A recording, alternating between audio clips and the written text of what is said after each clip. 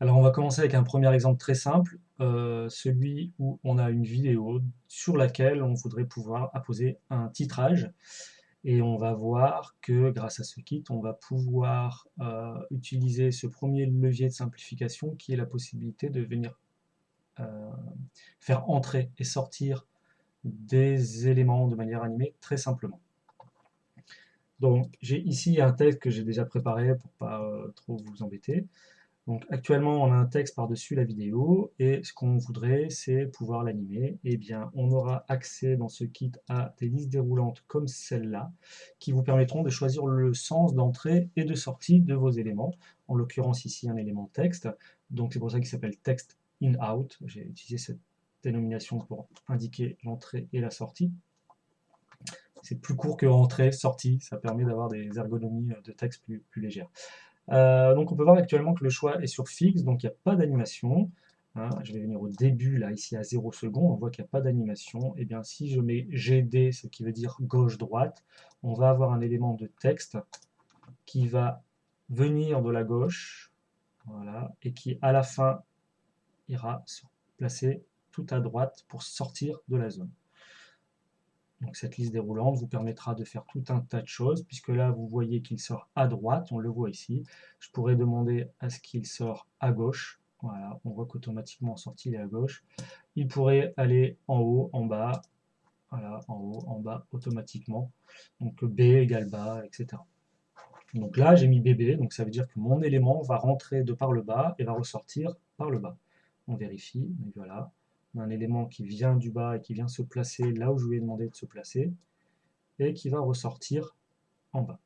Donc l'intérêt, c'est que ce texte, cet élément, si vous le mettez à un autre endroit, imaginons que vous le vouliez en bas à gauche de cette manière-là, eh bien, il rentrera toujours du bas pour repartir du bas actuellement. Vous voyez, ça fonctionne.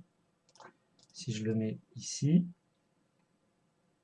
et que je veux qu'il rentre de par la droite et reparte par la droite, je vais choisir droite-droite et je vais avoir un titrage qui va arriver de la droite et qui repartira à droite. Donc voilà les options. Ce type de, ce type de liste déroulante va vous simplifier la vie. Vous aurez des options type case à cocher pour ajouter aussi des animations comme celle-là. Si j'utilise l'échelle, vous allez voir que voilà, le texte va s'animer en entrée et en sortie avec un effet d'échelle. Donc vous aurez d'autres effets accessibles. Vous aurez des options pour aller un peu plus loin, voilà, pour personnaliser un peu plus les paramètres par défaut. Et vous pouvez le voir, on a actuellement, je vais le remettre, on a actuellement un effet de rebond, pardon, un effet de rebond au début de la vidéo, je vous le rejoue, excusez-moi. Vous voyez, ce petit effet de rebond, vous les aurez, vous pourrez les activer ou non. Donc, encore une fois, normalement, c'est quelque chose d'assez complexe à mettre en place dans After. Ici, c'est une case à cocher. Et en plus, vous aurez la possibilité de jouer avec des valeurs. Donc, ça veut dire quoi? Vous allez avoir besoin de dérouler des listes pour faire des choix de sélection, activer ou non des cases à cocher et rentrer des valeurs sur votre clavier numérique. Voilà, ça sera un peu les manipulations de base de ce kit pour créer tout un tas de choses. Je vais remettre mon texte à droite si vous permettez. Voilà. Pourquoi? Tout simplement parce que je le trouve plus joli là-bas. Cette logique que l'on a pour les textes sera applicable pour des images. Donc, je vais aller vous chercher une image que j'ai préparée. Ici. Ouais, celle-là. Voilà. Donc ici, j'ai une image que je peux placer où je veux, mais que moi, là, je veux en bas à droite. Et pour laquelle j'ai les mêmes options de sélection. Donc là, j'ai demandé à ce que l'élément arrive de la droite avec une petite rotation et qu'il reparte aussi vers la droite.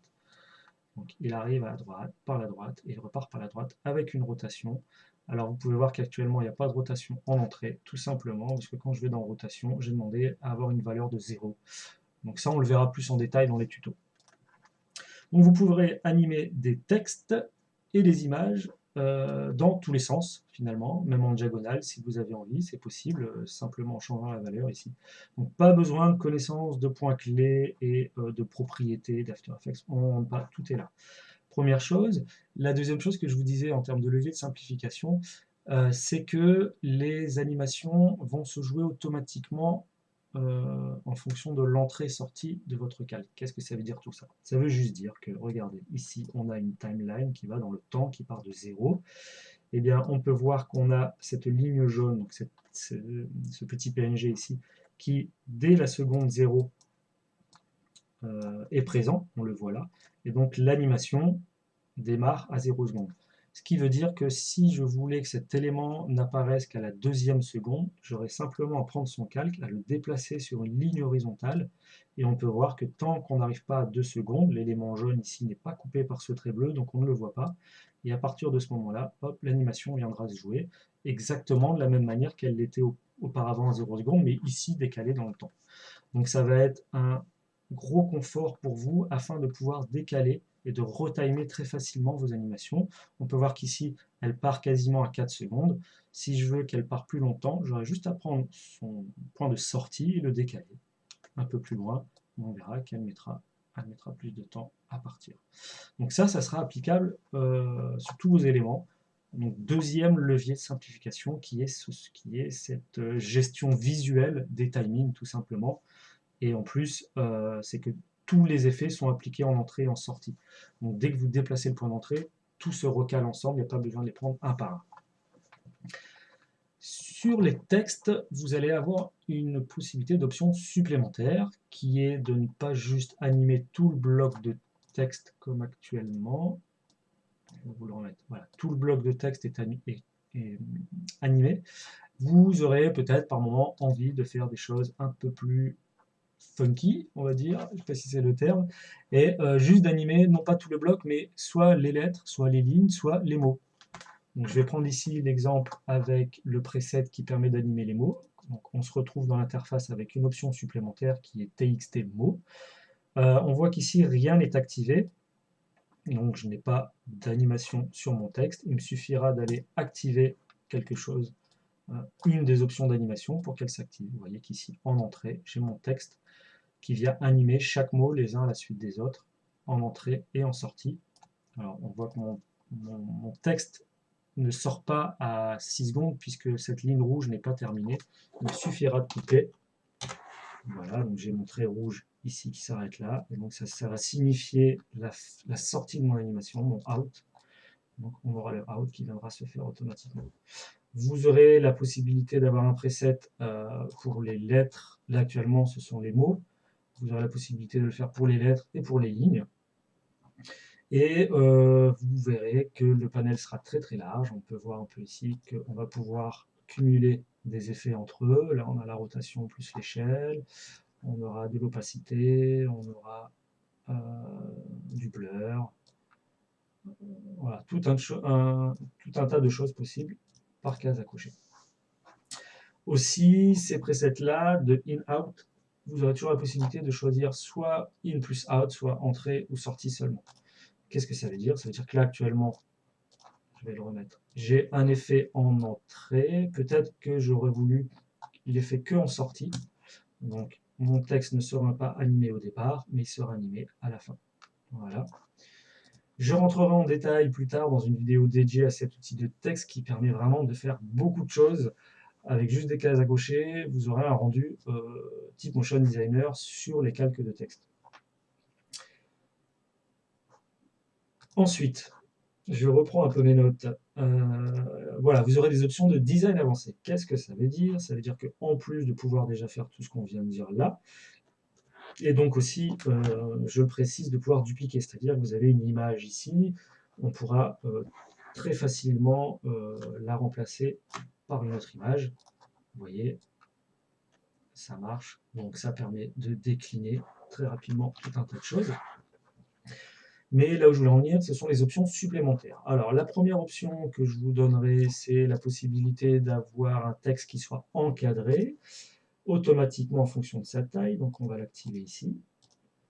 Vous pouvez voir qu'ici, j'ai un élément cadre de texte. Qu'est-ce qu'il fait? Eh bien, on a un cadre qui vient encadrer notre texte et qui va le faire en fonction de la taille de notre texte et de sa position. et vous verrez que ça marche. Voilà.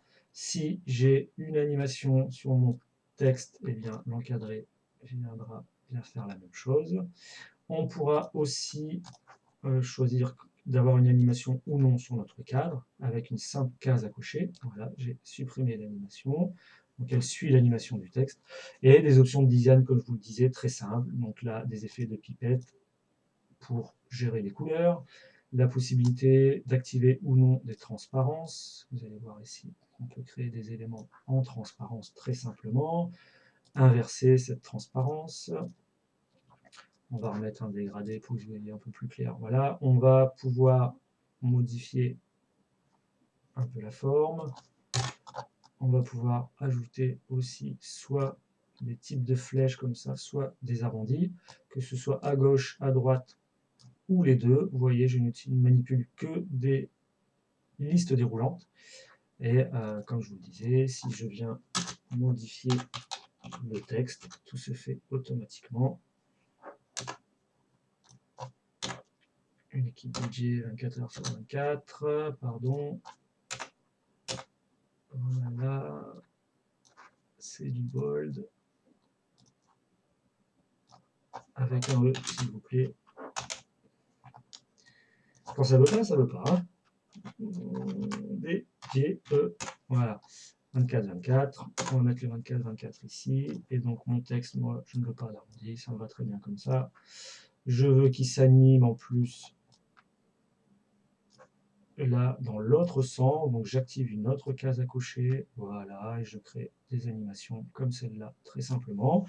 En termes de design supplémentaire, bon alors, sur ce cadre de texte, vous aurez la possibilité d'avoir la possibilité d'agrandir par rapport au texte, si vous voulez un bord un peu plus grand, et la possibilité de le décaler aussi, pour pouvoir créer des effets différents. Alors pourquoi? Tout simplement, vous auriez peut-être envie d'avoir deux cadres de texte, un qui soit décalé et un qui ne soit pas décalé, avec une couleur différente. Je fais un peu des tests au hasard, mais voilà. Par exemple, je vais rester sur quelque chose de simple, qui est ça. Vous aurez aussi la possibilité d'ajouter un trait. Alors l'outil de trait se présentera un peu comme celui-ci. Vous pourrez le mettre où vous voulez. Il suivra votre texte avec, encore une fois, une interface très simple, en français, très intuitive. Ici, je réduis. Voilà. Et donc, je crée très rapidement une animation comme ça. Et ce trait, vous pouvez voir qu'il est animé, puisque là, l'animation est activée. Et pour revenir au principe de tout à l'heure, pour un peu le comprendre, si vous voulez que ce trait s'anime qu'une fois que le texte est à l'écran, donc on attend que le texte est à l'écran, et seulement là, on veut que le trait s'anime, eh bien, on va le prendre, ce trait-là, qui est symbolisé par cette ligne horizontale bleue, trait 2, et on va le décaler. On va dire, moi, ne démarre que ici. Voilà. Et le trait viendra se faire ensuite, ce qui nous donnera une animation de ce type. Voilà. Et effectivement, vous verrez que le résultat se fera en sortie. Alors pourquoi mon texte part à droite? Eh bien parce que mon texte actuellement, il a un in-out de gauche à droite. Je vais dire d'aller à gauche pour faire une entrée comme ça. Voilà. Ces deux éléments graphiques, en les manipulant et en les dupliquant, vous allez pouvoir créer pas mal de designs différents et de pouvoir un peu répondre à votre charte graphique. Alors effectivement, ce sont des formes, on va dire, plutôt basiques, des rectangles, des carrés, des ronds, mais on peut déjà faire beaucoup de choses à partir du moment où on réutilise ces notions de charte graphique. Pour terminer sur cette présentation générale, c'est cette notion de responsif. Qu'est-ce que ça veut dire par là?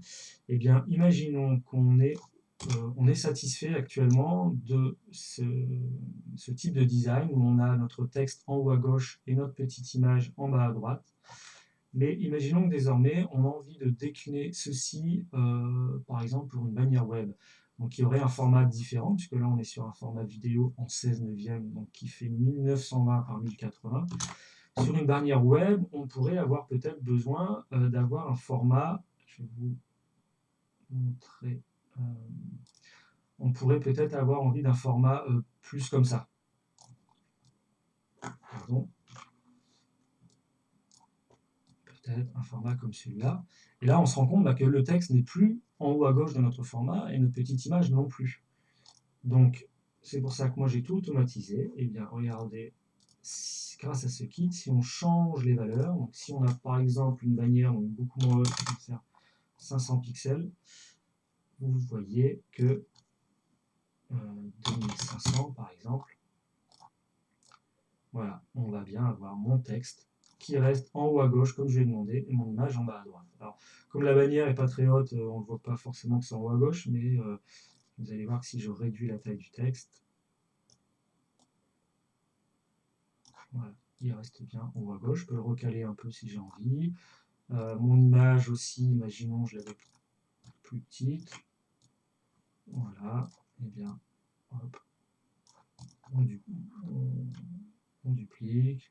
Ouais, on va pousser l'exemple jusqu'au bout pour avoir une bannière web. Alors, mon texte est bien entendu beaucoup trop petit. Voilà. Il faut juste que je décale un peu mon trait vers le bas. Et mon image, elle est bien entendu beaucoup trop petite.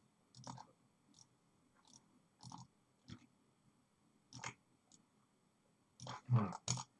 Donc, on peut très rapidement décliner. Je vous le remonte dans le sens inverse. Imaginons qu'on a un format carré.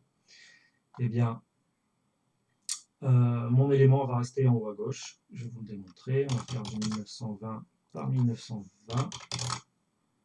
Voilà. Mon texte va bien venir se caler en haut à gauche, mon image en bas à droite. Et donc, j'aurai plus qu'à repositionner ça comme j'ai envie.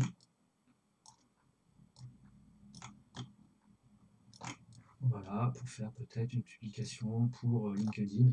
Et vous voyez que les animations vont se jouer correctement. Là, j'aurai un picto un peu trop petit. Voilà, donc ça, c'est la partie responsive de ce micro qui ne va absolument pas tenir. C'est la partie responsive du kit. Voilà, j'espère que ça vous a donné envie, que j'ai réussi à vous faire comprendre en quoi ce kit simplifie fortement la vie pour accéder à After Effects et créer des formats récurrents comme celui qu'on est en train de voir là. Bien entendu, ici, ce n'est qu'un exemple parmi tant d'autres, parce que avec toutes ces cases à cocher, ces sliders, en jouant avec tout ça, vous allez pouvoir en plus vraiment créer tout un tas de choses différentes et répondre à tout un tas de besoins différents, puisque ça sera pour le web, les réseaux sociaux, les sites web, le e-learning peut être vraiment très utilisé grâce à ça. Surtout que grâce à After, tous ces éléments vont pouvoir être exportés en vidéo dans tous les formats que vous voulez, en GIF, ou même vous pouvez aussi créer vos visuels non animés. Hein, donc c'est un outil qui vous permettra aussi de faire du design graphique. Là en l'occurrence, si ce n'est que l'image là qui vous intéresse, vous pouvez exporter ça en format JPEG ou PNG. C'est très facilement accessible dans After. Je vais vous montrer un exemple qui permet de le faire avec ce qu'on appelle un preset gratuit. N'ayez pas peur, tout ce que je fais là est très simple finalement. Vous voyez l'image qui est là, en un clic, je peux créer une image. Voilà, je peux exporter très rapidement ça, envoyer en JPEG et avoir quelque chose sur mon ordinateur de disponible. Voilà, je vous invite à revenir vers moi pour échanger sur le sujet, à laisser des commentaires. Et puis j'espère vous avoir donné envie de vous lancer dans After Effects et que ce kit pourra vous y aider. Voilà. Et puis même si vous êtes déjà le nez dans After comme moi, ça fait maintenant 15 ans à peu près que je travaille quotidiennement avec cet outil. Donc bien entendu, je fais des formats un peu différents que ceux-là. Mais c'est quand même pour moi, à titre de production récurrente, des outils qui me servent et dont je ne sais plus me passer pour accélérer mon temps de travail et avoir plus de valeur ajoutée sur la créativité et moins sur la technique. Je vous dis à bientôt peut-être. Au revoir.